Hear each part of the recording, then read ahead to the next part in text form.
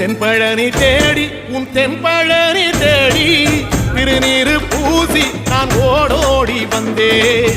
திருநீரு பூசி நான் ஓடோடி வந்தேன்.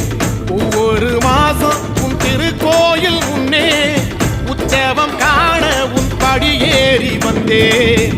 உற்சவம் காண உன் படியேறி வந்தேன். குமரேசா முருகேசா உனை தேடி வந்தேனே. அலங்காரம் அபிஷேகம் அழகாக கண்டேனே.